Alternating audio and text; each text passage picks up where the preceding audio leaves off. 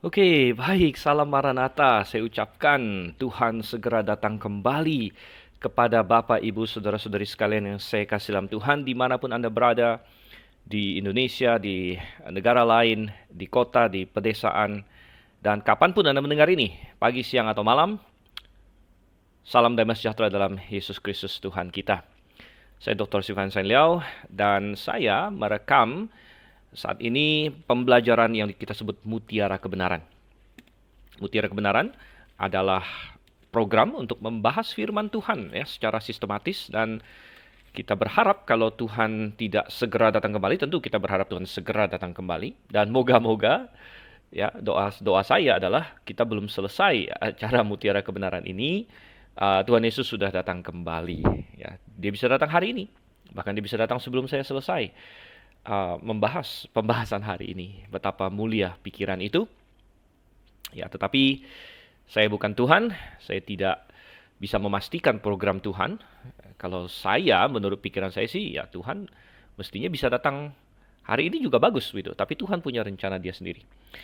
Dan Tuhan bisa datang kapan saja. Kalau misalnya dia datang banyak tahun lagi, moga-moga kita akan menyelesaikan mutiara kebenaran kita, di mana kita membahas perjanjian lama di sini ya, perjanjian lama sampai dengan kitab Maleakhi. Tapi hari ini kita sudah sampai di 2 Samuel pasal yang ke-23. Dan sekali lagi mengingatkan, kalau Anda tiba-tiba saja mendengar entah podcast ini atau di YouTube atau di sumber lain Anda mendengar khotbah ini atau pembahasan firman Tuhan ini, dan Anda tidak memiliki konteks, ya kita membahas satu persatu pasal dalam Alkitab dari Kejadian terus ya, satu-satu pasal. Dan kita sudah sampai ke 2 Samuel pasal 23. Biasanya kita satu sesi satu pasal, dan satu sesi itu kurang lebih 1 jam, bisa kurang bisa lebih. Kita sudah sampai di 2 Samuel pasal 23. Ini adalah salah satu pasal terakhir. Bahkan 2 Samuel hanya 24 pasal, jadi ini pasal kedua terakhir. Dan ini adalah bagian dari epilog dari kisah Daud. Karena 2 Samuel benar-benar berfokus kepada Daud ya. Kisah Daud sudah dimulai di 1 Samuel, tapi 1 Samuel pertama cerita tentang Samuel, kemudian kedua cerita tentang Saul, dan kemudian baru ketiga cerita tentang Daud. Dan kisah Daud yang telah dimulai di 1 Samuel dilanjutkan di 2 Samuel. Nah, kita sudah melihat bagaimana Daud akhirnya mendapatkan apa yang Tuhan janjikan kepadanya, bahwa dia diurapi waktu dia masih kemerah-merahan, waktu dia masih remaja atau pemuda. Dan melalui tahun-tahun yang panjang, penuh dengan pencobaan, penuh dengan kesusahan, karena begitulah cara Tuhan membentuk manusia, membentuk orang-orang yang mau dipakainya. Jadi jangan takut kalau misalnya Anda hari ini mengalami kesusahan, Anda hari ini mengalami tantangan, Anda hari ini mengalami, oh Tuhan kenapa sulit sekali ya. Ketahuilah bahwa itu berarti Tuhan, kalau Anda memang adalah anak Tuhan ya, kalau Anda adalah orang yang sudah percaya kepada Yesus Kristus, Anda adalah orang yang sudah diselamatkan, maka setiap kesusahan yang Anda alami, itu adalah demi Anda. Entah itu ketika Anda bersalah sama Tuhan dan Tuhan mendisiplin Anda, maka itu berarti kesusahan itu adalah untuk membalikkan Anda ke jalan yang benar. Atau Anda sedang dalam kehendak Tuhan, seperti Daud waktu itu. Dia dalam kehendak Tuhan, tapi Tuhan mengizinkan dia dikejar-kejar oleh Saul dan lain sebagainya. Itu untuk mempersiapkan dia untuk suatu pekerjaan yang luar biasa. Dan taruh itu ke dalam hati kita, bahwa apapun yang Tuhan lakukan melalui kita, itu adalah untuk kebaikan kita. Oke, dan pada pagi hari yang cerah ini saya merekamnya. Moga-moga Anda juga dalam kondisi yang baik. Sebelum kita masuk lebih lanjut lagi, kita akan berdoa terlebih dahulu. Dan saya harap Anda sudah siap dengan Alkitab Anda. Kita akan membacanya. Mari kita berdoa. Bapa yang di surga, kami mengucap syukur untuk kasih setiamu pada kami. Dan kiranya Engkau yang memimpin, supaya kami ketika membaca satu pasal dalam firman-Mu nanti Tuhan dalam 2 Samuel, Engkaulah yang akan membukakan hati dan pikiran kami, menerangi pemahaman kami, supaya kami benar-benar dapat menangkap pelajaran yang telah Engkau taruh di dalamnya. Dan kemudian kami bisa menerimanya sebagai firman Tuhan, dan kami bisa melakukannya. Kami berdoa dalam nama Yesus Kristus. Amin. Oke. Kita akan baca dulu. Saya akan baca pertama ayat 1 sampai dengan ayat yang ke-7. Ayat 1 sampai ayat ke-7, inilah perkataan Daud yang terakhir, tutur kata Daud bin Isai dan tutur kata orang yang diangkat tinggi, orang yang diurapi Allah Yakub, pemazmur yang disenangi di Israel. Roh Tuhan berbicara dengan perantaraanku, firman-Nya ada di lidahku.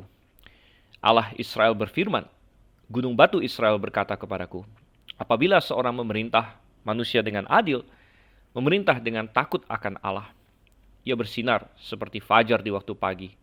Pagi yang tidak berawan, yang sesudah hujan membuat berkilauan rumput muda di tanah. Bukankah seperti itu keluargaku di hadapan Allah? Sebab ia menegakkan bagiku suatu perjanjian kekal, teratur dalam segala-galanya, dan terjamin. Sebab segala keselamatanku dan segala kesukaanku, bukankah dia yang menumbuhkannya?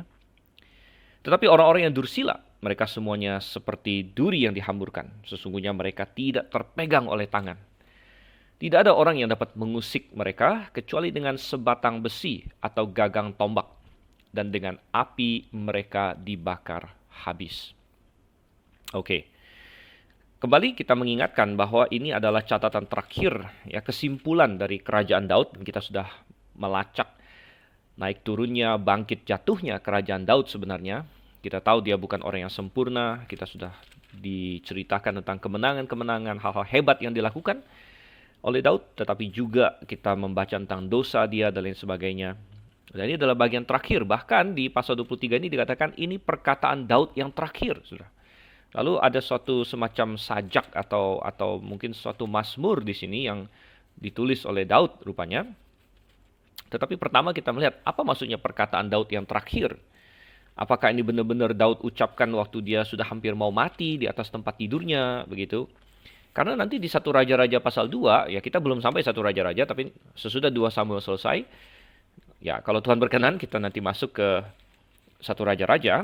Nanti di 1 Raja-Raja pasal 2, kita melihat di situ, ini ada pesan Daud yang terakhir saat dia mau mati kepada Salomo. Jadi dengan demikian kita tahu bahwa apa yang tercatat di 2 Samuel pasal 23 ini bukan benar-benar kata-kata yang diucapkan misalnya dia udah lemah banget, udah mau mati gitu kan di tempat tidurnya. Bukan, ya. Tetapi maksudnya ini perkataan Daud yang terakhir sepertinya ini adalah mungkin mazmur gubahan dia yang terakhir. Bisa dikatakan demikian. Jadi bisa jadi ini adalah mazmur dia atau gubahan dia, syair dia yang dia tulis yang terakhir yang dipublikasikan kepada orang ramai. Dan sekaligus sebagai yang terakhir ini juga dia mengilas balik tentunya. Ya, dan ketika kita bertambah usia, ketika orang masuk kepada tahun-tahun senja boleh dikatakan, seringkali kita banyak kilas balik. Ya. Dan moga-moga ketika kita kilas balik, kita melihat perjalanan kita bersama dengan Tuhan. Ya. Dan Daud bisa kilas balik, dia menyimpulkan apa yang terjadi pada dirinya, kerajaannya, dan lain sebagainya. Ya, dan coba kita baca apa yang dikatakan Daud tentang dirinya sendiri. Pertama, dia melihat dirinya dari kacamata tertentu di sini. Ya. Dia menyatakan siapa dia. Dikatakan tutur kata, pertama dia menyebut dirinya sendiri adalah Daud bin Isai. Jadi dia mulai dari posisi rendah. Dia berkata, aku ini sebenarnya adalah ya Daud bin Isai. Aku adalah anak bapakku. Isai aku adalah manusia biasa. Begitu. Jadi ini kata pertama dia, Daud bin Isai. Jadi menyebut dirinya sendiri Daud bin Isai. Nah, kata tutur kata ini juga menarik. Ini dalam bahasa Ibrani adalah neum. Ya, neum bisa diterjemahkan tutur kata, bisa juga diterjemahkan firman sebenarnya. Dan sering kata neum sebenarnya paling sering dipakai untuk Tuhan. Jadi neum Tuhan, neum Jehovah. Jadi firman Tuhan, ya neum Elohim, firman Allah. Jadi kata neum dalam Alkitab paling sering dipakai untuk Tuhan sebenarnya. Menarik bahwa di sini dipakai untuk Daud, ya neum Dawid, ya ben Isai di sini dikatakan. Dan ini menggarisbawahi bahwa memang kata-kata Daud ini sebenarnya adalah firman Tuhan juga, ya, karena dia diinspirasikan seperti akan kita lihat nanti. Ya. Nah, kemudian dia melanjutkan tutur kata orang yang diangkat tinggi. Orang yang diangkat tinggi. Jadi dia tahu bahwa dia rendah. Dia mengakui sebagaimana yang Tuhan katakan kepadanya, Daud, siapa kamu sebelumnya? Kamu adalah gembala domba. Kamu adalah anak terakhir yang waktu Samuel datang mau mengurapi anak-anak Isai, tidak masuk hitungan oleh bapaknya dan saudara-saudaranya yang lain, sehingga mereka berpikir bahwa tidak mungkin Daud yang dipilih, sehingga dia disuruh untuk menjaga kambing domba. Ya. Dan kita harus mulai dari kerendahan hati seperti itu ketika kita melihat diri kita sendiri. Ya, sumber masalah adalah ketika manusia sombong. Ya, ketika manusia sombong, manusia merasa dia sudah hebat. Dan ini ada suatu godaan yang besar ketika kita sukses dalam hidup ini. Ya, ketika kita sudah mendapatkan uang yang banyak. Ya, ketika kita ya sukses di dunia ini kan biasanya diukur dari uang, materi kan. Kalau kita sudah sukses gitu, kita mendapatkan uang yang banyak dan kita dalam secara sosial kita sudah terpandang dan lain sebagainya, dan atau kita bergerak di bidang politik sehingga kita punya kuasa dan banyak lagi hal-hal lain yang bisa membuat manusia sombong sudah sama Tuhan. Kita harus selalu melihat diri kita sendiri dari kacamata Tuhan. Ya, bahwa saya ini sebenarnya tidak ada siapa-siapa, tetapi saya diangkat tinggi gitu. Nah, ini yang terjadi pada Daud. Kita tidak perlu menyangkal bahwa misalnya kita telah melakukan hal-hal yang hebat, tetapi kita harus memahami siapa yang memampukan kita melakukan hal-hal hebat. Nah, ini yang dipahami oleh Daud. Ya, jadi kita tidak perlu minder, orang Kristen tidak minder, tidak rendah diri. Kita berarti ada beda ya, rendah diri dengan rendah hati, saudara yang kasih Tuhan. Nah, kita tidak rendah diri, tapi kita rendah hati karena kita tahu bahwa kita bermulai dan di hadapan Tuhan adalah biasa. Kita adalah manusia yang berdosa, manusia yang kecil. Namun kita diangkat tinggi seperti Daud. Oh, Daud bisa memahami bahwa dia adalah orang yang tadinya gembala dan lain sebagainya, sekarang menjadi raja Israel. Dan coba kita kilas balik dalam diri kita semua itu ya. Siapa kita sebenarnya begitu? Apalagi sebelum Kristus. Dan kalau saya melihat hidup saya sendiri, wow, saya harus seperti Daud ya, tertegun dan mengucap syukur kepada Tuhan bahwa saya yang tadinya bukan siapa-siapa begitu. Ya, lalu diberikan kasih karunia, diangkat untuk ya kalau dalam kasus saya melayani Tuhan. Ya, melayani Tuhan menjadi gembala sidang. Saya bisa mengalami banyak kemenangan bersama dengan Tuhan. Ya, itu luar biasa, menikmati berkat-berkat Tuhan. Oke, kemudian Daud melanjutkan lagi. Orang yang diurapi Allah Yakub. Wah, orang yang diurapi Allah Yakub. Pertama, ini menegaskan bahwa pengurapan itu bukan Daud yang mengurapi dirinya sendiri, ya, tapi Tuhan yang mengurapi dia. Ya. Dan Tuhan disebut di sini sebagai Allah Yakub. Kenapa disebut Allah Yakub? Ya, Allah sering disebut Allah Abraham, Allah Ishak, Allah Yakub, dan ini sangat menarik sekali. Ini bedanya Tuhan dengan banyak dewa-dewi lain. Kalau Anda lihat dewa-dewi lain seringkali dikaitkan dengan benda-benda mati. Ya. Misalnya dewa matahari ya, dikaitkan dengan matahari, dewa bulan, dewi bulan, dan lain sebagainya. Orang-orang kafir mereka punya konsep misalnya dewa gunung, dewa laut. Tetapi apa yang dikatakan di dalam Ibrani? Bahwa Tuhan tidak malu disebut Allah mereka, Allah orang-orang yang beriman. Ya. Jadi Tuhan kita justru mau dikenal dalam hubungannya dengan manusia. Ini luar biasa. Sehingga seringkali Allah memperkenalkan dirinya, akulah Allah Abraham, Allah Ishak, Allah Yakub. Ya. Dan pertanyaannya adalah, apakah Tuhan mau dikaitkan dengan kita? Ya. Apakah orang, kalau misalnya orang melihat kita, dan ada orang memperkenalkan Allahnya Stephen misalnya, apakah itu mempermalukan Tuhan atau itu memuliakan Tuhan? Gitu. Nah, kita harus bertanya, kalau Allah dikenal dalam hubungannya dengan saya, ya, siapapun Anda, ya, bahwa Allah dinyatakan di seluruh dunia, seperti Abraham, Ishak, Yakub. Allah Abraham, Ishak, Yakub, dan sekarang disebarkan di seluruh dunia. Allah itu adalah Allahnya kamu, Allahnya Stephen, atau Allahnya siapapun Anda, nama Anda, saudara. Apakah itu memuliakan Tuhan atau tidak? Ya. Tuhan rindu bahwa dia juga dikenal dalam hal hubungannya dengan manusia. Nah, ini adalah hal luar biasa. Dan ini menunjukkan tujuan Tuhan menciptakan manusia, yaitu untuk memiliki suatu hubungan yang indah, yang akrab, ya, suatu persekutuan yang begitu manis di situ. Dan Allah Yakublah yang mengurapi Daud. Nah, tadi saya bilang kenapa ditekankan Yakub di sini? Ya, karena Yakub adalah bapak dari 12 suku Israel. Nama lain Yakub adalah Israel. Bahkan nanti kita akan lihat ada Allah Israel juga nanti di ayat di bawah. Dan ini signifikan karena Yakub adalah Israel, dan Allah Israel lah yang mengurapi Daud untuk menjadi raja atas Israel. Jadi dialah yang punya hak untuk menentukan ya, siapa raja atas Israel. Dan ini tentunya adalah suatu sodokan gitu ya, suatu mungkin Daud mengingat bahwa ada orang-orang lain yang diurapi yang bukan Tuhan yang mengurapi. Contohnya Absalom. Absalom mengurapi dirinya sendiri menjadi raja. Ya, tetapi bukan Tuhan yang mengurapi dia. Oleh karena itu dia gagal. Ya. Ya, mungkin ada orang-orang lain yang memberontak di zamannya Daud. Dia mungkin ingat ya di pasal yang ke 20 ada namanya Seba dan lain sebagainya. Mungkin ada pemberontakan-pemberontakan lain yang kita tidak dicatatkan bagi kita. Ya, tetapi Daud menegaskan bahwa dia diurapi oleh Allahnya Yakub di sini. Dan yang keempat dan terakhir yang disebut Daud tentang dirinya sendiri adalah pemazmur yang disenangi di Israel. The sweet psalmist of Israel. Wow, luar biasa. Salah satu hal yang menunjukkan hubungan yang begitu erat antara Daud dengan Tuhan adalah bagaimana dia menulis mazmur-mazmur. Dan kita bisa membaca pergumulan dia di mazmur, kita bisa membaca kedekatan dia, kerinduan dia akan Tuhan, bagaimana dia bersuka cita dalam Tuhan, bagaimana dia berseru kepada Tuhan dan Tuhan menolong dia. Semua itu terbuka. Kita bagikan bisa membaca hati Daud melalui mazmur-mazmur yang dia tulis di kitab Mazmur. Ya, tidak heran bahwa dia adalah pemazmur yang disenangi di Israel, saudara kasih Tuhan. Dan luar biasa sekali bahwa mestinya demikian. Setiap kita yang memiliki hubungan pribadi dengan Tuhan, ya, kita menjadikan Mazmur sebagai teladan kita, menjadikan Daud sebagai teladan kita. Dan mungkin jalan kita berbeda dari jalan Daud, pastinya. Jarang di antara kita yang menjadi raja hari ini secara politik. Ya, tetapi kita semua seperti Daud. Ya, kalau Anda sudah diselamatkan, kita juga sudah diurapi oleh Tuhan. Jadi orang percaya perjanjian baru sudah diurapi oleh Tuhan semuanya. Ketika Roh Kudus turun ke atas kita. Yaitu ketika kita percaya, Roh Kudus masuk ke dalam hati kita, kita sudah diurapi.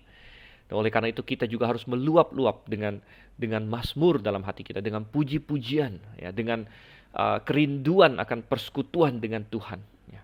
Dan ya saya mengucap syukur, saya rasa pendengar Mutiara Kebenaran sekalian, mestinya orang-orang yang terbuka untuk ini, karena Anda rindu, ya, bukti bahwa Anda mendengarkan Mutiara Kebenaran, Anda rindu untuk makin dekat dengan Tuhan. Dan Anda tahu bahwa firman Tuhan betapa pentingnya, betapa berharganya itu. Oke, kita lihat lagi di sini ayat yang kedua dikatakan, Roh Tuhan berbicara dengan perantaranku, firman-Nya ada di lidahku. Jadi ini memberitahu kita bahwa Daud sadar bahwa ada saat-saatnya dia berbicara itu bukan dari dirinya sendiri. Ada saat-saatnya dia berbicara itu adalah Roh Tuhan bekerja pada dirinya. Dan ketika dia menulis mazmur-mazmur tertentu, dia sedang diinspirasikan. Termasuk mazmur yang satu ini, yang tercatat di 2 Samuel pasal 23 ini diinspirasikan. Rupanya Daud sadar akan hal itu.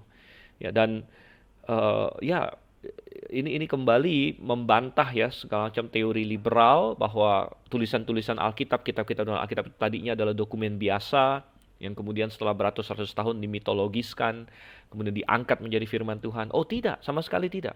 Ya, kitab-kitab dalam Alkitab ketika mereka ditulis, para penulisnya sudah tahu, mereka sudah sadar ada sesuatu yang memberitahu mereka bahwa mereka sedang menulis firman Tuhan. Gitu. Jadi bukan diperlukan, oh ini tulisan biasa yang kemudian beratus-ratus tahun kemudian dilegendakan, dimitoskan, lalu diangkat menjadi firman Tuhan. Tidak demikian, saudara. Dan ini benar perjanjian lama maupun perjanjian baru. Di perjanjian baru ada banyak juga bukti bahwa ketika Paulus menulis, dia sadar dia sedang menulis firman Tuhan.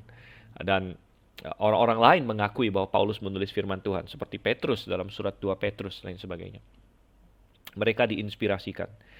Dan inspirasi itu seperti apa? Di ayat 2 dikatakan Roh Tuhan berbicara dengan perantaraanku. Roh Tuhan. Nah, kata roh di dalam bahasa Ibrani itu dari kata ruach. Ya. Ruach itu ya makanya dalam bahasa Indonesia mirip ya. Karena bahasa Indonesia kita roh atau ruh. Ya, itu bahasa Indonesia ruh juga bisa. Itu persis dari ruach dalam bahasa Ibrani. Ya, tapi kita bahasa Indonesia biasanya kita pinjam kata itu bukan langsung dari Ibrani. Tapi via ada perantaranya yaitu bahasa Arab. Ya, karena kalau kita belajar sejarah Indonesia, banyak bahasa kita dipengaruhi oleh saudagar-saudagar Arab juga. Tentu ada banyak bahasa yang dari pinjaman kata dari Cina, ya pinjaman kata dari Arab, pinjaman kata dari Sanskerta, dari India sana. Tapi ada cukup banyak kosakata Indonesia yang dipinjam dari Arab, dan bahasa Arab itu sebenarnya adalah meminjam dari Ibrani, saudara kasih Tuhan. Jadi kata ruh atau roh itu dari kata ruach di sini. Dan sebenarnya selain bisa diartikan roh, bisa juga berarti nafas atau angin bahkan. Jadi ruach bisa berarti angin, bisa berarti nafas. Dan roh Tuhan berbicara dengan perantaranku. Pantaslah di dalam sistematika teologi kita mengatakan bahwa pribadi Allah yang pribadi Tritunggal yang biasanya dikaitkan dengan masalah inspirasi adalah pribadi ketiga, yaitu Roh Kudus. Ya. Kenapa? Roh itu kan kayak nafas, bisa diterjemahkan nafas juga begitu.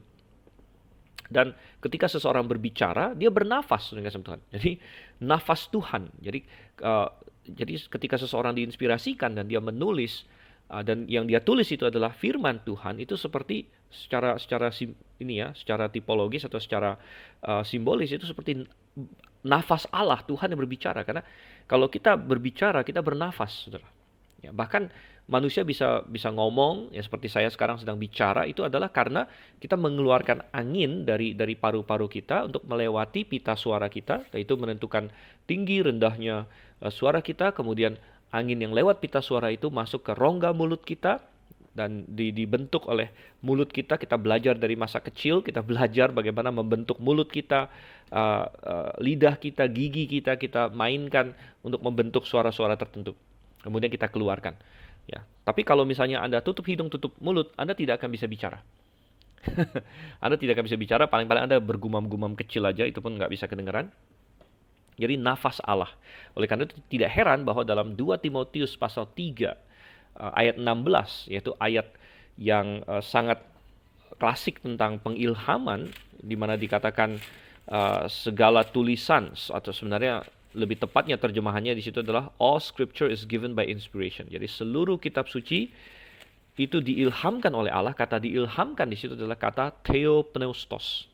Theopneustos yang berarti dinafasi oleh Allah. Ya, dinafasi oleh Allah. Ya, jadi Daud, kita melihat di sini dia diinspirasikan oleh Tuhan, dan itu semua adalah pendahuluan. Sekarang kita lihat ayat 3 sampai ayat 7 adalah inti dari Mazmur pendek yang ditulis oleh Daud, Mazmur terakhir dia, syair terakhir dia di sini. Dia berkata, Allah Israel, ya, tadi Allah Israel sama dengan Allah Yakub, berfirman, gunung batu Israel berkata kepadaku. Nah, sekali lagi, tema gunung batu sudah muncul di pasal 22 di sesi sebelumnya. Masih ingat beberapa kali Daud menyebut Allah sebagai gunung batu, dan memang ketika sekali lagi kita ingat bahwa Daud sudah tua, dia kilas balik. Dan dia melihat apa yang paling berkesan mungkin bagi dia tentang Tuhan adalah bahwa Tuhan begitu konstan bagi dia, begitu dapat diandalkan, begitu kuat, dan dia hanya paling senang dengan suatu metafora, yaitu gunung batu. Ya, gunung batu. Tuhan adalah gunung batu bagiku, katanya di sini ya. Dan apa kata Tuhan? Apabila seorang memerintah manusia dengan adil, memerintah dengan takut akan Allah, ia bersinar seperti fajar di waktu pagi yang tidak berawan, yang sesudah hujan membuat berkilauan rumput muda di tanah. Satu gambaran yang sangat indah. Jadi karena bidang pelayanan Daud dan hidup Daud ada kaitannya dengan memerintah Israel, dia diurapi untuk menjadi raja, itu adalah tujuan hidup dia yang Tuhan telah singkapkan bagi dia dan Tuhan kerjakan melalui dirinya. Maka dalam kilas balik dia, itu yang dia fokuskan, yaitu bagaimana dia menjalankan fungsi dia sebagai raja yang diurapi Tuhan terhadap umat Israel. Ya. Dan dia menyimpulkan bahwa benar, ya, kalau seseorang katanya memerintah manusia dengan adil. Tetapi apa standar keadilan? Standar keadilan adalah Tuhan. Ya, disinilah dimana para ateis sama sekali tidak memiliki dasar untuk apapun yang mereka lakukan. Ya. Nah, banyak orang ateis bangga bahwa mereka adalah orang yang bermoral, mereka mencoba untuk adil, tetapi sedangkan mereka tidak punya suatu standar keadilan. Semua itu adalah opini mereka, dan opini mereka bisa berubah-ubah. Atau mereka bilang saya ikut pandangan umum. Ya, kalau pandangan umum misalnya dalam topik-topik gila hari ini kan, pandangan umum misalnya berkata bahwa laki-laki bisa jadi perempuan, perempuan bisa jadi laki-laki, ya seperti LGBT. Ya maka bagi seorang ateis atau seorang yang tidak mengakui Tuhan dalam hidupnya, dia tidak punya alasan untuk menolak itu, karena memang dia tidak punya alasan untuk melakukan apapun sebenarnya, gitu. Dan dia tidak punya suatu standar absolut, ya. Tetapi dibilang sini, apabila seseorang memerintah manusia dengan adil, ya, apa standar keadilan, gitu kan? Ya kembali itu adalah Tuhan. Tuhan adalah standar keadilan. Ya, makanya Daud bisa melihat semuanya dengan suatu pandangan yang God-centric, ya. Dan intinya dia berkata kalau seseorang berjalan bersama dengan Tuhan dan menyamakan hidupnya, menyelaraskan hidupnya dan pekerjaannya, ya, kepada Tuhan, ya, dalam kasus Daud adalah memerintah, ya. Tapi kita bisa terapkan ini kepada kita masing-masing. Apa tujuan hidup Anda? Apa pekerjaan besar dalam hidup Anda yang Tuhan telah percayakan kepadamu? Begitu. Mungkin itu berbisnis, saudara. Mungkin Tuhan bikin Anda untuk berbisnis. Ya, Anda bisa berkata bahwa berbisnis sesuai dengan kehendak Tuhan, dengan adil. Dan ya, saudara yang kasih Tuhan, mungkin Anda terlibat dalam suatu pekerjaan profesional tertentu. Anda menjadi seorang dokter kah, seorang pengacara kah, seorang guru kah, atau seorang apapun juga, pekerjaan profesional. Ya, maka lakukan itu sesuai dengan standar Tuhan. Ya, lakukan itu dengan standar Tuhan. Maka ya, itu akan menjadi suatu hal yang indah. Digambarkan seperti gambaran fajar yang merekah, yang tidak berawan, dengan kilauan matahari yang cerah di atas rumput yang basah dan lain sebagainya. Suatu gambaran yang secara universal manusia suka akan ini. Nah, ini adalah hal yang indah. Nah, ayat yang kelima, ada sedikit perbedaan penerjemahan di sini ya, antara Alkitab Indonesia dengan di KJV. Tapi kita lihat di Indonesia dulu. Bukankah seperti itu keluargaku di hadapan Allah? Ya, sebab ia menegakkan bagiku suatu perjanjian kekal, teratur dalam segala-galanya dan terjamin. Ya, jadi di sini kalau kita ambil terjemahan bahasa Indonesia, maka Daud ya mengkilas balik dan dia melihat bahwa ya puji syukur bahwa di dalam keluarganya, di dalam pemerintahannya dia ikut Tuhan, saudara Tuhan. Dan dia juga mengingat bahwa titik paling tinggi di dalam seluruh pemerintahannya adalah ketika Tuhan membuat perjanjian kekal dengan dia. Nah, ini sudah kita bahas dengan indah, dengan panjang lebar di dalam 2 Samuel pasal 7. Dan Daud menegaskan bahwa keselamatanku dan segala kesukaanku bukankah dia yang menumbuhkannya. Begitu. Nah, tetapi kalau dalam KJV, di sini bukan permasalahan tekstual, teksnya sama, cuman bagaimana menafsirkan apa yang tertulis, ya. Karena di dalam KJV, saya bacakan dulu sebentar ya, saya cari di sini. Dikatakan kalau dalam KJV di sini di ayatnya yang kelima, although my house be not so with God. Jadi di dalam KJV dia terjemahkan sebagai suatu pernyataan, keluargaku tidak seperti itu di hadapan Tuhan. Gitu. Sedangkan kalau LAI bersama dengan ya Alkitab-Alkitab lain, banyak Alkitab yang lebih modern, dia anggap itu suatu pertanyaan. Gitu. Bukankah seperti itu keluargaku di hadapan Allah? Sedangkan kalau KJV dianggap suatu pernyataan, ya, bahwa keluargaku bukan seperti itu di hadapan Allah. Jadi apakah itu suatu pernyataan atau suatu pertanyaan? Nah, ini kadang-kadang karena di dalam teks Ibrani, ya kadang-kadang sulit untuk membedakan yang mana yang pertanyaan dan mana adalah pernyataan sebenarnya. Tetapi kita bisa memahami kalau dari sudut pandang KJV di sini, Daud seolah-olah ingin berkata bahwa ternyata keluarga dia dan Daud sendiri tidak sepenuhnya ikut Tuhan, gitu, karena memang dia ada jatuh, gitu. Dia ada jatuh dan dia bukan manusia yang sempurna. Ya. Dia bukan manusia yang sempurna. Kita sudah membaca bagaimana kasus dia dengan Batsheba dan Uria dan lain sebagainya. Jadi dia telah gagal mencapai standar Tuhan. Nah, tetapi semua itu dicatatkan bagi kita dan menjadi suatu penghiburan. Sebenarnya kesalahan Daud itu adalah peringatan bagi kita sekaligus penghiburan bagi kita. Ya, peringatan bagi kita bahwa hey, konsekuensi dosa begitu hebat ya dalam diri Daud. Ya, kita sudah melihat ya masalah-masalah Daud yang begitu besar karena dosanya itu. Menjadi peringatan juga bahwa kita tidak boleh terlena bahwa saya sedang bekerja bagi Tuhan, saya orang yang diselamatkan dan lain sebagainya, maka saya tidak perlu hati-hati terhadap dosa. Oh, salah. Daud adalah orang yang diselamatkan, Daud adalah raja yang bekerja bagi Tuhan, namun dia jatuh dalam dosa yang hebat juga. Jadi suatu peringatan, namun juga suatu penghiburan. Penghiburan karena ternyata dosa bisa, sekalipun orang-orang percaya berbuat dosa besar, dia bisa memulihkan hubungannya dengan Tuhan. Dan juga penghiburan bahwa hey, ternyata orang yang tidak sempurna seperti Daud bisa dipakai oleh Tuhan. dalam hidup ini. Jadi penghiburan um, dan peringatan, saudara kasih Tuhan. Dan uh, mungkin itu yang dipegang oleh para penerjemah KJV ketika mereka terjemahkan ini sebagai suatu pernyataan bahwa keluargaku bukan seperti itu di hadapan Allah. Jadi Daud menyadari kelemahannya, tetapi kalau dalam KJV sebab ini ya, sebab ia menegakkan bagiku, tetapi ia menegakkan bagiku suatu perjanjian kekal. Dan ini mengacu kepada fakta bahwa walaupun Daud sendiri tidak sempurna, tetapi apa isi perjanjian Daud? Isi perjanjian Daud adalah bahwa Tuhan akan mengokohkan kerajaan Daud dan ada anak keturunan Daud yang akan memerintah selama-lamanya. Dan kembali kita kepada fakta bahwa ini mengacu kepada Yesus Kristus yang akan menjadi anak Daud yang sempurna, yang bisa memenuhi persyaratan Tuhan dan yang secara sempurna memenuhi apa yang di ayat 3 dikatakan, apabila seseorang memerintah manusia dengan adil, memerintah dengan takut akan Allah. Nah, secara relatif kita bilang Daud melakukan itu. Daud secara relatif ya, memerintah dengan adil, memerintah dengan takut akan Allah, sehingga terjemahan Elai juga tidak salah-salah sekali, bukan suatu kesalahan juga. Ya. Bukankah seperti itu keluargaku di hadapan Allah? Benar secara relatif. Ya. Keluarga Daud relatif, apalagi dibandingkan dengan bangsa-bangsa lain, dibandingkan dengan banyak sekali kerajaan yang kacau balau di dunia ini, termasuk di zaman modern sekarang. Kerajaan Daud relatif adil, relatif takut akan Tuhan, gitu. Tapi tentu tidak absolut.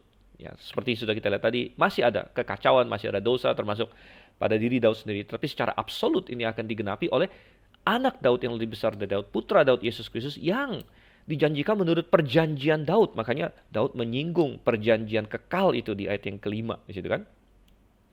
Yang akhirnya akan bukan hanya masalah kerajaan, tapi bahkan membawa keselamatan, sebagaimana digambarkan di ayat 5.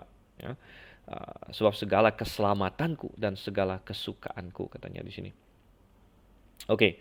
Ayat yang ke-6 dan ayat yang ke-7 menggambarkan suatu kontras, ya, bahwa ada orang yang ikut Tuhan, ada orang yang menjauh dari Tuhan, ada orang yang disebut dursila, yang secara literal, saya sudah pernah singgung, kata dursila di dalam 2 Samuel seringkali menerjemahkan anak-anak Belial, gitu, anak-anak Belial. Dan ada banyak orang yang disebut dursila di dalam Samuel, misalnya Hofni dan Pinehas disebut dursila, Seba yang baru-baru ini disebut dursila, dan lain sebagainya. Ya, sebagian ada orang yang menolak Saul awalnya, ada yang disebut dursila di situ juga. Ya. Ada banyak orang yang disebut dursila. Ya, katanya mereka semuanya seperti duri yang dihamburkan. Mereka tidak terpegang oleh tangan, harus pakai gagang tombak, katanya di ayat yang ke-7. Ya. Jadi ini adalah manusia yang mengakibatkan kekacauan. Ya, kekacauan karena mereka tidak ikut desain Tuhan. Karena manusia kan diciptakan Tuhan.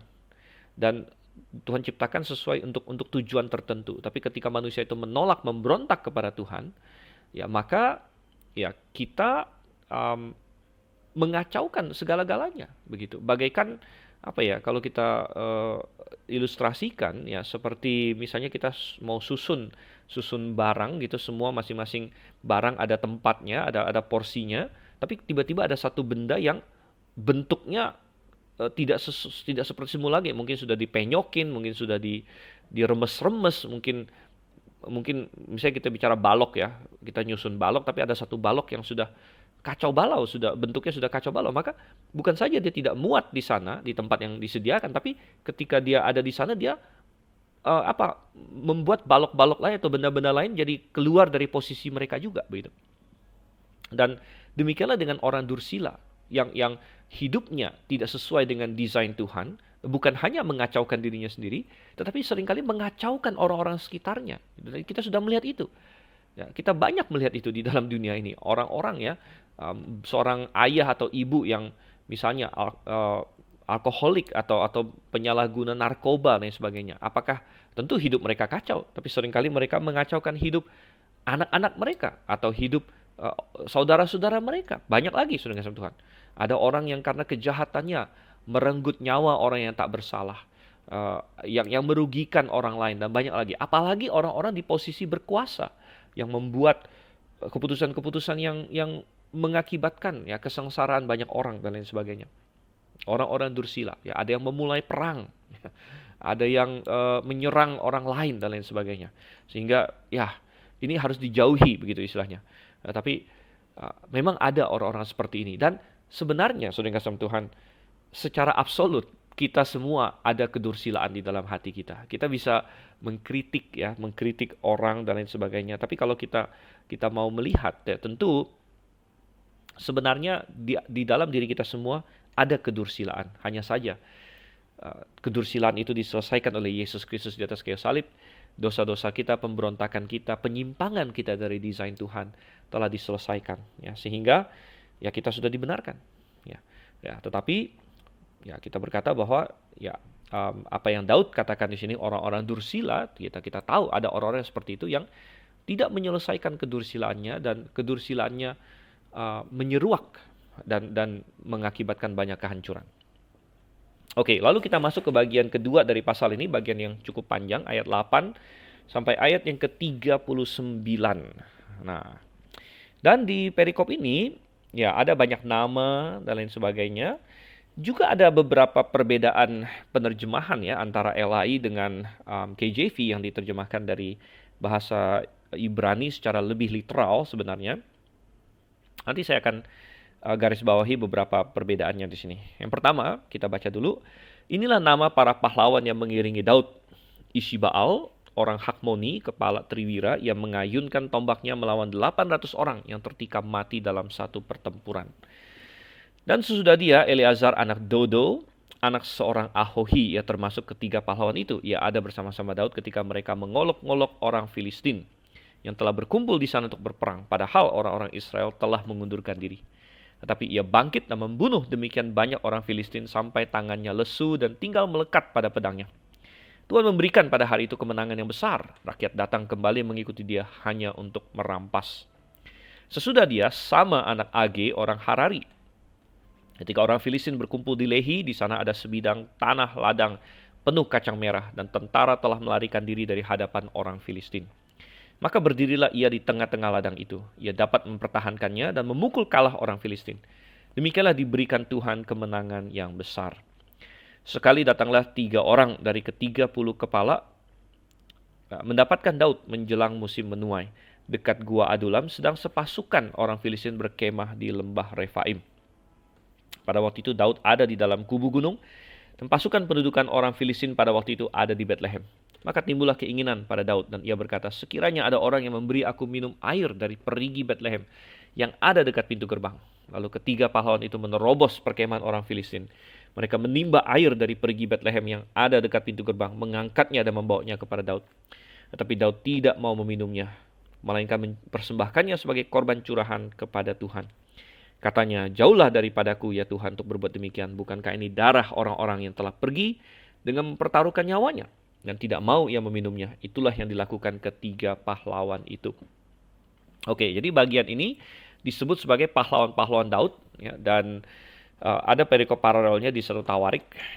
Dan di antara pahlawan-pahlawan Daud di sini, kita akan lihat ada banyak kisah. Nah, ini memberitahu kita, ya kisah-kisah ini kita tidak dapatkan di cerita sebelumnya. Dan ya kita diingatkan bahwa apa yang tercatat dalam Alkitab itu hanya sekelumit, ya, yang penting, yang poin yang harus kita ketahui begitu. Nah, tentu ada banyak hal yang terjadi di kerajaan Daud yang kita tidak tahu, peperangan dan sengitnya seperti apa dan lain sebagainya. Ya, itu kita hanya lihat sekilas-sekilas saja. Dan banyak kisah-kisah yang di pahlawan-pahlawan ini kita tidak tahu ya dari cerita-cerita sebelumnya.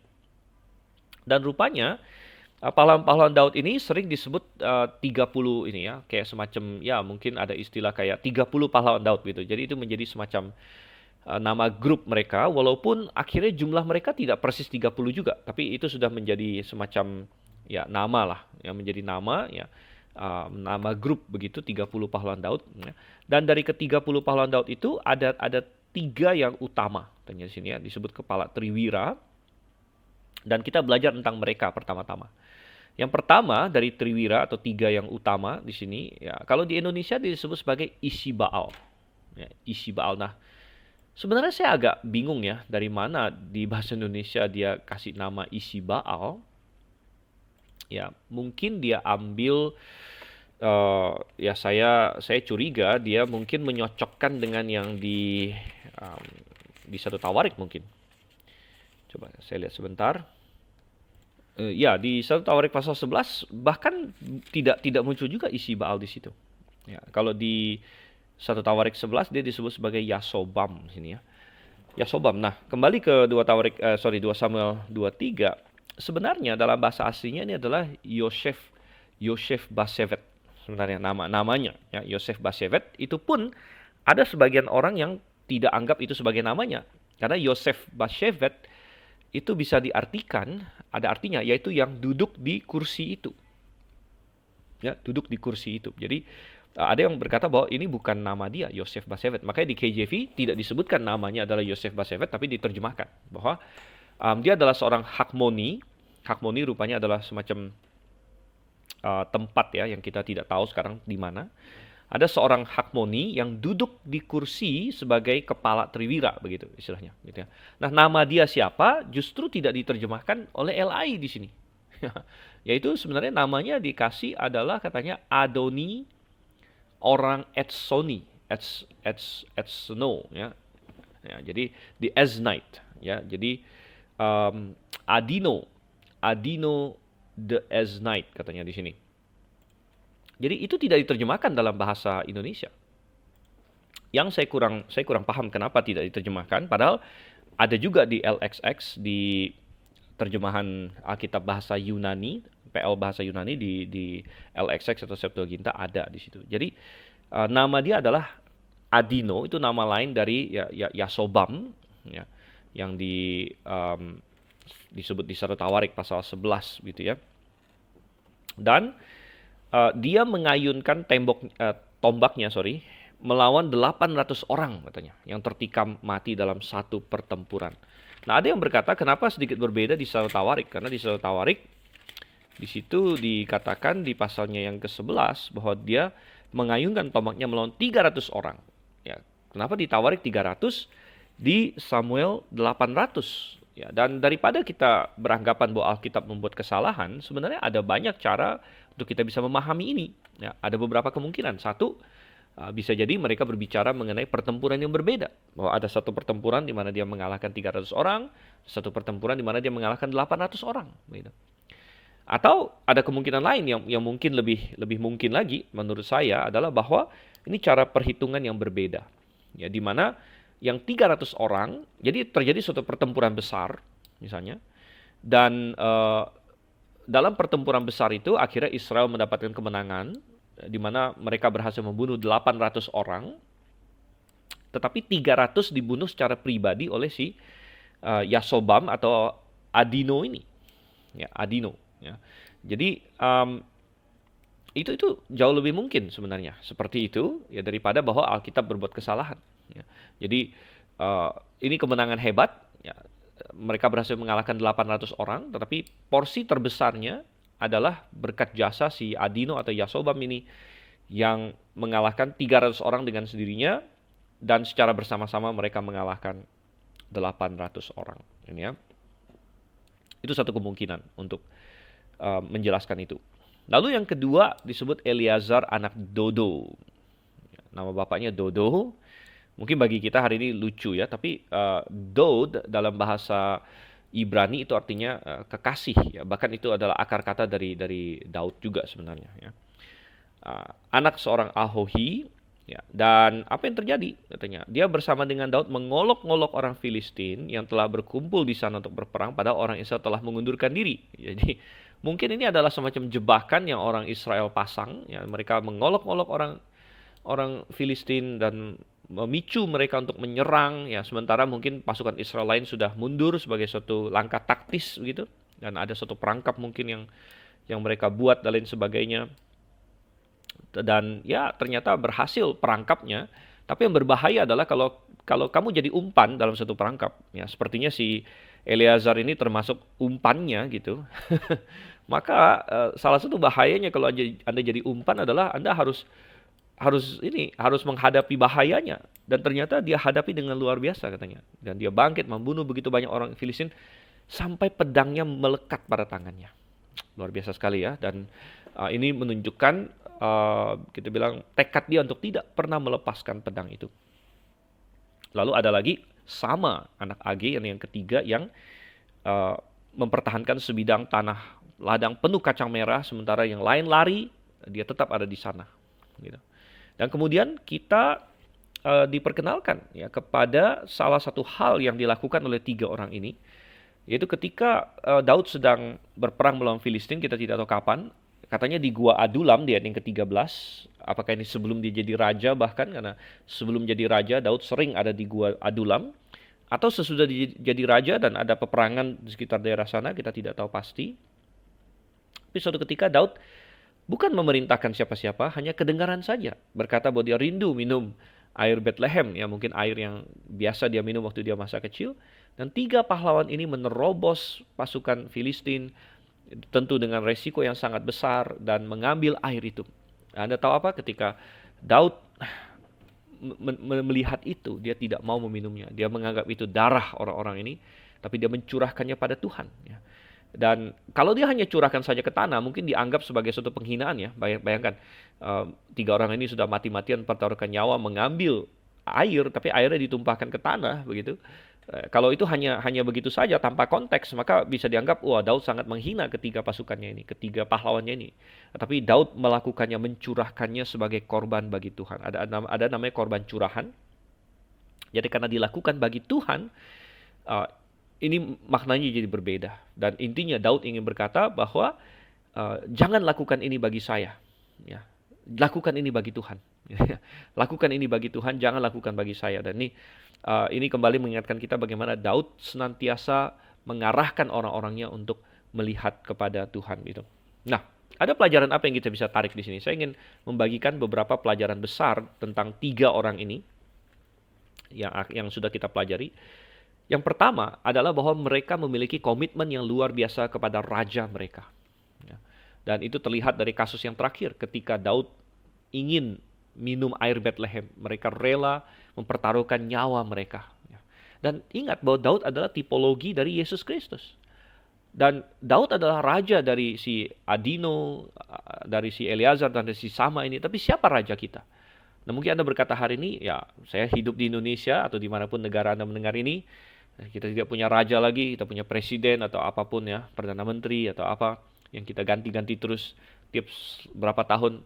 Tetapi secara rohani, secara real, dalam hidup Anda, siapa raja Anda? Dan bukankah bagi orang percaya itu adalah Yesus Kristus?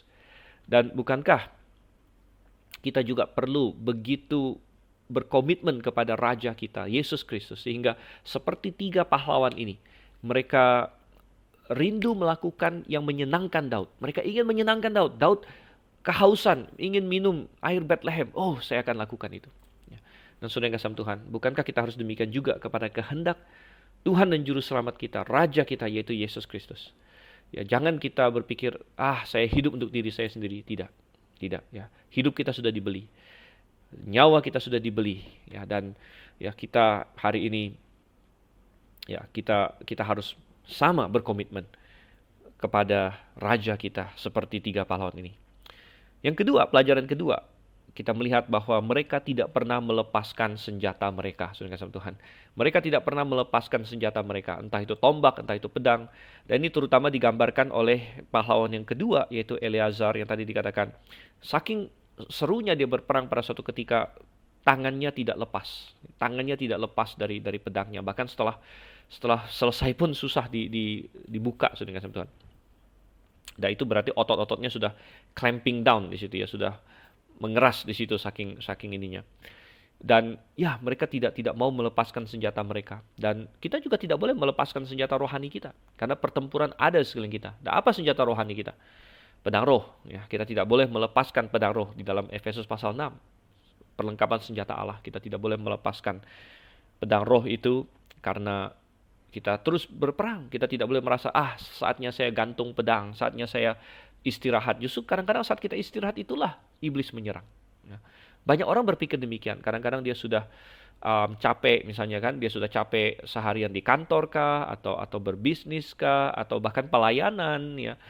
Dia sudah capek, dia pulang ke rumah. Kadang-kadang, saya mau santai. Dan kalau santai, lepas pedang, browsing internet, dan sebagainya, ya kan? Nonton film, sehingga pada masa-masa itu kita anggap saya sedang santai, saya sedang tidak berperang. Tapi saudara, Bahkan di saat-saat itu pun ada peperangan rohani. Ketika Anda browsing, ketika Anda nonton, ada peperangan rohani tidak? Oh ada, sudah kasih Tuhan. Ya, ada peperangan rohani di situ. Mungkin peperangan rohani melawan hawa nafsu terhadap apa yang Anda nonton. Ya, mungkin peperangan terhadap macam-macam. Ya, tentang bagaimana ada orang yang wah saking ininya, ya saya sudah capek seharian, saya mau santai, saya mau nonton. Jadi dia memperlakukan keluarganya dengan tidak benar, ya misalnya menelantarkan istri, anak-anaknya atau suaminya, ya.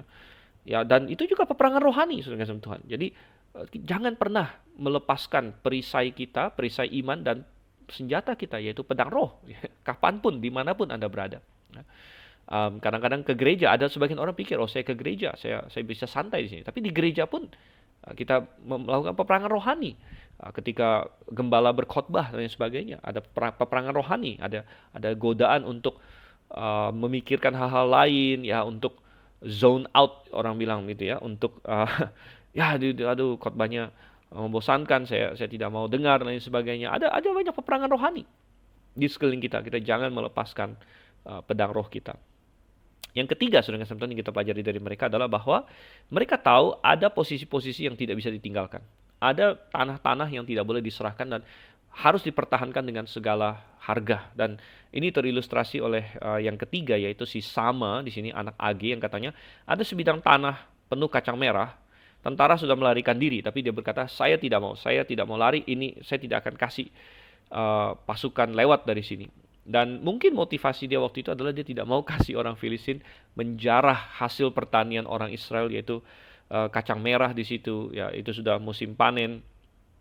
Mungkin orang Filistin dalam salah satu raid mereka, ya, salah satu serangan mereka untuk merampok orang Israel, mereka akan datang, orang Israel akan lari, mereka tinggal ambil hasil pertaniannya. Tapi si Sama mungkin berkata, tidak kali ini. Saya akan mempertahankan ladang ini. Oh, saudara kasih Tuhan. Kadang-kadang dalam hidup memang kita mau tidak mau berkompromi dalam banyak hal, ya, berkompromi dalam hal, oke, misalnya saya maunya misalnya jalan-jalan ke gereja kan, jalan-jalan gereja kan, oh saya mau pergi ke puncak, ya, orang lain mau pergi ke pantai, ya udahlah saya kompromi, misalnya nggak apa-apa lah saya pergi ke pantai dan lain sebagainya, nggak apa-apa, itu kompromi yang bagus. Ada banyak kompromi yang bagus di mana kita tidak dapatkan yang kita inginkan, tapi saudara, ada hal-hal yang tidak bisa dikompromikan. Ya. Ada prinsip-prinsip firman Tuhan yang harus kita pertahankan dengan segala harga. Gitu. Di mana ada tanah yang berharga istilahnya, gitu kan? Posisi yang berharga di mana kita tidak. Musuh mau menyerang sampai manapun, saya akan tetap berdiri di sini. Saya akan pertahankan posisi ini karena ini prinsip firman Tuhan. Ya. Dan sekali lagi kita bisa berkompromi tentang banyak hal yang tidak ada dalam Alkitab. Tapi ketika itu berbicara mengenai prinsip firman Tuhan, kita harus seperti Sama anak Age, Sama bin Age di sini, yang mempertahankan tanah itu dari serangan musuh. Ya. Dan hal keempat yang kita pelajari tentang tokoh-tokoh yang luar biasa ini adalah bahwa mereka tidak takut melawan banyak orang.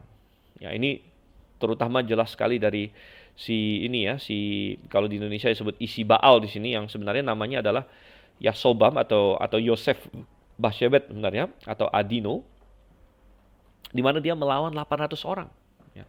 300 diantaranya dia bunuh secara pribadi, sebagaimana di dalam 1 Tawarik pasal 11 tadi sudah kita bahas sedikit, ya. Tapi ini menggambarkan suatu sikap bahwa kalau Tuhan bersama saya, ya tidak peduli ya, jumlah manusia yang lain. Dan kita harus punya konsep seperti itu. Terutama kita yang percaya Alkitab, kita yang berpegang kepada doktrin Alkitabiah, yang mengaku Alkitabiah atau bahkan fundamentalis dan sebagainya. Kita tahu kita minoritas di dunia ini, saudara. Ya. Kita minoritas di dunia ini, kita kecil sekali dalam banyak isu, ya. Tapi tidak peduli. Ya. Bukan masalah kebenaran tidak ditentukan oleh banyak sedikitnya orang. Gitu. Dan kebanyakan orang di dunia percaya evolusi misalnya, tidak apa-apa. Ya, kita percaya apa yang Alkitab katakan, bahwa Allah menciptakan. Ya. Banyak orang hari ini LGBT, nggak apa-apa, homoseksual, nggak usah ngurusin orang lain dan lain sebagainya. Kita bilang tidak. Ya, walaupun saya dibenci, saya dianggap homofobia, saya dianggap bigot, orang bilang, ya, orang yang membenci orang lain. Tidak, saya tidak benci mereka. Ya, saya juga tidak takut mereka, bukan homofobia, tapi saya menyampaikan kebenaran. Gitu. Itu posisi yang sangat minoritas, apalagi di dunia Barat saat ini. Ya, tetapi kita harus berdiri teguh, saudara yang kasih Tuhan. Jangan takut kepada banyaknya orang. Ya, belum lagi dalam berbagai isu lain secara teologis yang tidak bisa kita sebutkan satu persatu. Tapi intinya, prinsipnya adalah jangan takut berdiri sendiri kalau Anda bersama dengan Tuhan. Ya, melawan berapa banyak musuh pun. Oke, nah sekarang kita lanjut lagi dari ayat yang ke-18. Ayat yang ke-18 sampai dengan ayat yang ke-23 terlebih dahulu ya. Nah, Abisai adik Yoab anak Zeruya dialah kepala ke-30 orang itu, dan dialah yang mengayunkan tombaknya melawan 300 orang yang mati ditikapnya. Ia mendapat nama di antara ke-30 orang itu. Bukankah ia yang paling dihormati di antara ke-30 orang itu? Memang ia menjadi pemimpin mereka, tapi ia tidak dapat menyamai triwira itu. Selanjutnya, Benaya bin Yoyada, anak seorang yang gagah perkasa, yang besar jasanya, yang berasal dari Kabzeel, ia menewaskan kedua pahlawan besar dari Moab. Juga pernah ia turun ke dalam lobang dan membunuh seekor singa pada suatu hari bersalju. Pula ia membunuh seorang Mesir, seorang yang tinggi perawakannya. Di tangan orang Mesir itu ada tombak, tapi ia mendatanginya dengan tongkat, merampas tombak itu dari tangan orang Mesir itu, lalu membunuh orang itu dengan tombaknya sendiri. Itulah yang diperbuat Benaya bin Yoyada. Ia mendapat nama di antara ke-30 pahlawan itu.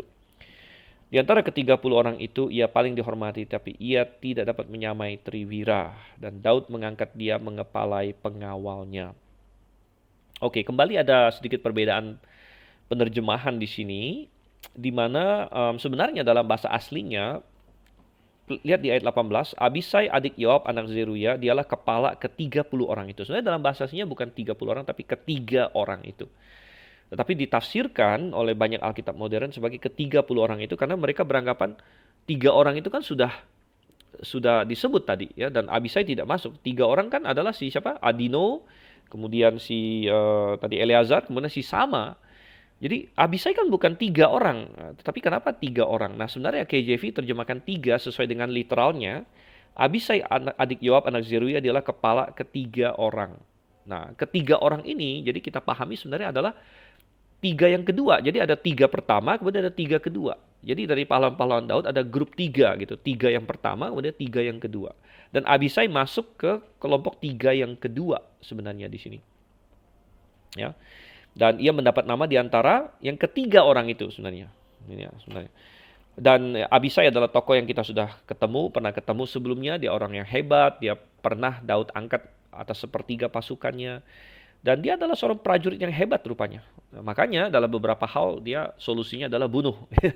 Dialah yang pernah menasihati Daud ya, karena dia adalah keponakan Daud sebenarnya. Dan dia pernah menasihati Daud untuk membunuh Saul waktu ada kesempatan. Dia yang ingin membunuh Simei dan lain sebagainya. Ya, memang ya sebagai seorang prajurit dia hebat rupanya, dia pernah melawan 300 orang. Kembali menggarisbawahi bahwa dia tidak takut dengan jumlah yang lebih besar. Oke. Kemudian selanjutnya Benaya bin Yoyada juga adalah bagian dari 3 yang kedua. Ya, dan ada beberapa pencapaian dia yang disebut di sini, di mana dia menewaskan 2 pahlawan besar dari Moab. Dia pernah membunuh seekor singa, yang Daud juga pernah bunuh seekor singa waktu dia masih muda. Ya. Dan dia pernah membunuh seorang yang hebat, seorang besar dari Mesir, yang orang itu punya senjata, dia tidak punya senjata. Tapi dia malah datang ambil senjatanya sendiri membunuh dia. Gitu ya. Dan di ayat yang ke-22, itulah yang diperbuat Benaya bin Yoyada. Dan ia mendapat nama di antara, sekali lagi, mestinya ketiga orang itu, ketiga pahlawan, ya, yaitu 3 yang kedua, maksudnya di sini. Ya, 3 yang kedua, dan ayat 23, di antara ke-30 orang itu ia paling dihormati, itu benar. Tapi ia tidak dapat menyamai 3 yang pertama, yang triwira di situ. Dan Daud mengangkat dia menjadi pengawalnya. Jadi, ya dia yang berkuasa atas apa? Pengawal pribadi ya, kalau mungkin hari ini disebut pas pampres begitu. Kita sudah membaca bahwa dia menjadi kepala atas orang Kreti dan orang Pleti di pasal-pasal sebelumnya. Nah, pertanyaannya adalah kalau ini memang 3 yang kedua, kok cuma 2 orang yang disebutkan? Ada Abisai, kemudian ada Benaya, mesti ada satu lagi dong, begitu. Karena 3 yang pertama kan sudah ada, yaitu si Adino, tadi siapa Eleazar, kemudian Sama. Lalu 3 yang kedua Abisai, Benaya, siapa lagi? Begitu. Nah, tidak disebutkan, dan nanti kita akan lihat dari ayat selanjutnya 24 sampai 39 ada satu nama yang sangat mencolok tidak hadir. Yaitu Yoab. Ya, kita bertanya, Yoab di mana? Ya. Nah, sehingga uh, bisa ditafsirkan, ya tentu ini bukan absolut ya, karena Alkitab tidak ngomong, ini penafsiran saja. Bisa ditafsirkan bahwa sebenarnya anggota yang ketiga dari grup tiga yang kedua adalah Yoab, gitu. Tapi nama dia sengaja tidak disebutkan secara spesifik karena sejarah Yoab begitu, sejarah Yoab yang dia sering menentang Daud, ya.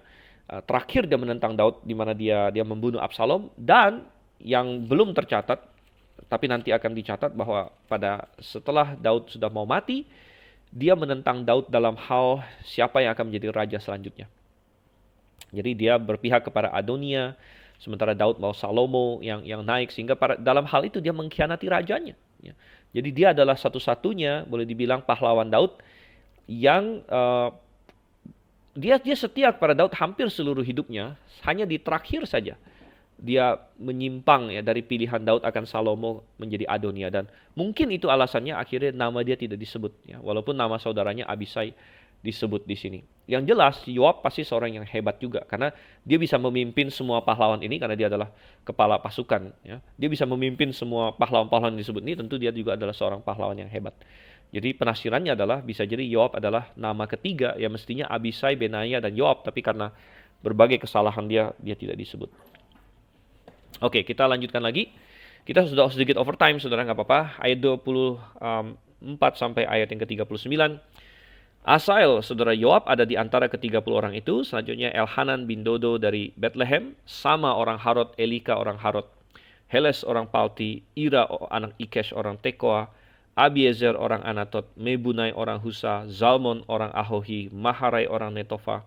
Heleb anak Baana orang Netofa, Itai bin Ribai dari Gibea orang Benyamin, Benaya orang Piraton, Hidai dari lembah-lembah Gaas, Abialbon orang Bet Araba, Azmawet orang Bahurim, Eliahba orang Saalbon, Yashien orang Guni, Yonatan anak Sama orang Harari, Ahiam bin Sarar orang Harari, Elifelet anak Ahasbai orang Maaka, Eliam anak Ahitofel orang Gilo, Hezrai orang Karmel, Paerai orang Arbi, Yigal bin Nathan dari Zoba, Bani orang Gad, Zelek orang Amon, Naharai orang Beerot, pembawa senjata Yoab anak Zeruya, Ira orang Yetri, Gareb orang Yetri, Uria orang Het, semuanya 37 orang. Oke. Jadi sisanya disebutkan di sini, dan sisa dari ke-30 orang yang ternyata bukan 30 saja tapi 37 di sini. Sekali lagi saya katakan tadi, karena apa? Ya, nah akhirnya kelompok itu disebut sebagai kelompok 30, walaupun jumlah mereka tidak persis 30 dan jumlah mereka bisa naik turun. Karena ada yang mati, ada yang menggantikan dan lain sebagainya. Contoh yang mati awal adalah Asael, kita tahu dia dibunuh oleh Abner, oleh Abner. Kemudian Uria orang Het juga mati dan sangat tragis dibunuh oleh Daud sendiri, saudara kasih Tuhan. Dan bahwa Uria orang Het disebut paling bawah di sana, kemudian mertua dia yaitu Eliam anak Ahitofel juga disebut di sini. Kembali mengingatkan kita bahwa sehebat-hebatnya orang-orang pahlawan ini dan sehebat-hebatnya kerajaan Daud, mereka adalah manusia yang tidak sempurna. Dan ada satu pahlawan besar yang ada di pasal ini yang belum kita singgung, adalah Tuhan sendiri.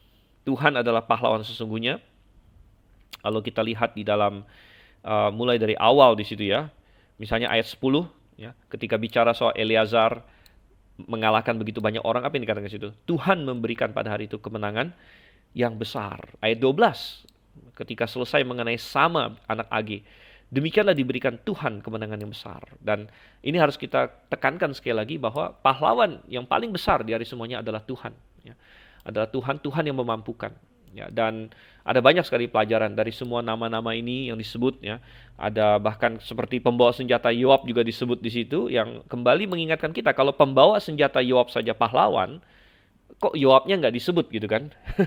Kan ada sih itu Naharai di situ. Naharai ayat 37, pembawa senjata Yoab, dia saja pahlawan. Yoabnya bagaimana gitu. Nah, kembali penafsirannya adalah nama Yoab sengaja tidak disebut karena kesalahan dia. Tapi dia sebenarnya masuk ke kelompok ketiga yang kedua itu. Ya. Beberapa hal sebagai observasi terakhir. Satu, sehebat-hebatnya Daud, dia membutuhkan orang-orang yang hebat sekitar dia juga. Ya, banyak pelayanan Tuhan atau apapun di dunia ini, kita membutuhkan orang-orang sekeliling kita. Ya.